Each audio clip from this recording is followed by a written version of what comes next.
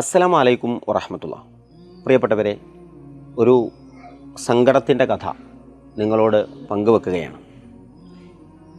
സ്വന്തമായി അധ്വാനിച്ച് ജീവിച്ചിരുന്ന ഒരു മനുഷ്യൻ അദ്ദേഹത്തിൻ്റെ ജോലിക്കിടയിൽ ഉയരത്തിൽ നിന്ന് താഴോട്ട് വീണ് വർഷങ്ങളോളമായി കിടപ്പിലാണ്.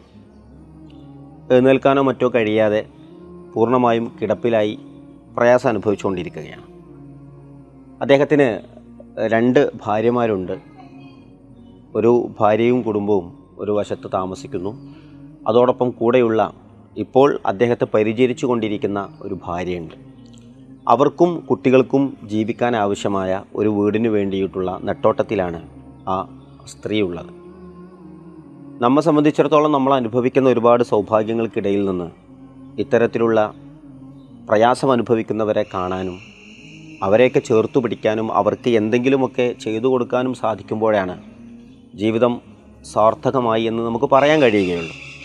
അതുകൊണ്ട് തന്നെ ഈ കുടുംബത്തെ സംബന്ധിച്ചിടത്തോളം അവർക്ക് ലഭ്യമായ പണവും മറ്റുമൊക്കെ ഉപയോഗിച്ച് അവർ വീടിൻ്റെ കുറച്ച് പ്രവർത്തനങ്ങളൊക്കെ പൂർത്തിയാക്കിയിട്ടുണ്ട്. എന്നാൽ ഇനി അവരെ സംബന്ധിച്ചിടത്തോളം ആ വീട്ടിൽ എത്രയും പെട്ടെന്ന് ചെയ്തു തീർക്കേണ്ടതായ പ്രവർത്തനങ്ങൾക്ക് ഒരു 3 ലക്ഷം രൂപയാണ് വേണ്ടത്.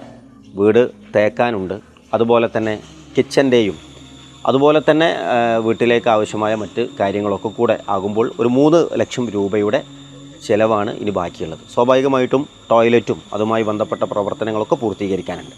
അപ്പോൾ നിങ്ങളുടെയൊക്കെ ശ്രദ്ധയിൽ ഈ ഒരു വിഷയം ഉണ്ടാകണമെന്ന് അറിയിക്കുകയാണ്. സ്വന്തമായി അധ്വാനിച്ച് ജീവിച്ചിരുന്ന ഒരു കുടുംബം എത്ര പെട്ടെന്നാണ് ഒന്നും കഴിയാത്തൊരവസ്ഥയിലേക്ക് പോയത് നമുക്ക് മനസ്സിലാവുമല്ലോ. അതുകൊണ്ട് നമ്മുടെ ജീവിതത്തിൽ അങ്ങനെയുള്ള പ്രതിസന്ധികളില്ലാതിരിക്കാൻ നാം ഒരു ആളെ സഹായിക്കുമ്പോൾ പടച്ചതമ്പുരാൻ നമ്മളെ സഹായിക്കുമെന്നാണ്, നമുക്ക് ഉണ്ടാകാൻ സാധ്യതയുള്ള ഒരാപത്തിനെ തടയുമെന്നാണല്ലോ. അതുകൊണ്ട് ആ കുടുംബത്തിന് ഒരു സമാധാനത്തോടെ ആശ്വാസത്തോടു കൂടെ ഒരു വീട്ടിൽ താമസിക്കാനുള്ള ഒരവസ്ഥയുണ്ടാകണം. അതിന് നിങ്ങളുടെ ഓരോരുത്തരുടെയും സഹകരണം ഉണ്ടാകണമെന്ന് ഓർമ്മപ്പെടുത്തുകയാണ്. അല്ലാഹു സുബ്ഹാനഹു വ തആല നമ്മുടെ ജീവിതത്തിലെ എല്ലാ പ്രതിസന്ധികളിലും അവൻ്റെ അനുഗ്രഹങ്ങൾ നൽകി നമുക്ക് നല്ല രൂപത്തിൽ മുന്നോട്ട് പോകാനുള്ള തൗഫീക്ക് നൽകട്ടെ. അസ്സലാമു അലൈക്കും വറഹ്മത്തുള്ളാഹി വബറകാതുഹു.